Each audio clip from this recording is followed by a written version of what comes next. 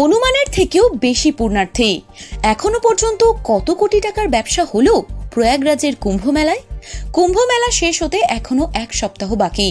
বুধবার উত্তরপ্রদেশের মুখ্যমন্ত্রী যোগী আদিত্যনাথ বিধানসভায় দাবি করেছেন, এখনো পর্যন্ত 56 কোটিরও বেশি পুণ্যার্থী কুম্ভ মেলায় স্নান করেছেন। গত 13 জানুয়ারি থেকে শুরু হওয়া প্রয়াগরাজের কুম্ভ মেলায় যে কোটি কোটি টাকার ব্যবসাও হয়েছে তা পুণ্যার্থীর সংখ্যা থেকেই অনুমান করা যায়। বণিক সভার অনুমান, এখনো পর্যন্ত 3 লক্ষ কোটি টাকারও বেশি অঙ্কের ব্যবসা হয়েছে কুম্ভ মেলায়। Confederation of all India traders CAIT দাবি করছে, বিভিন্ন পণ্য এবং পরিষেবায় এই 3 লক্ষ কোটি টাকার ব্যবসা হয়েছে। এটি দেশের অন্যতম বড় অর্থনৈতিক অনুষ্ঠান হিসেবে উঠে এসেছে। কুম্ভ মেলা শুরুর আগে গত বছরের ডিসেম্বরে উত্তরপ্রদেশের মুখ্যমন্ত্রী যোগী দাবি করেন, প্রায় 40 কোটি পুণ্যার্থী প্রয়াগরাজে আসবেন। কুম্ভ শুরুর আগে বণিক সভারও অনুমান ছিল, প্রায় 2 লক্ষ কোটি টাকার ব্যবসা হতে পারে এবারের কুম্ভ মেলায়।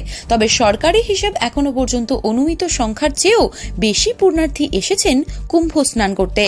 বণিক সভার হিসাব বলছে, ব্যবসাও হয়েছে অনুমানের চেয়ে বেশি।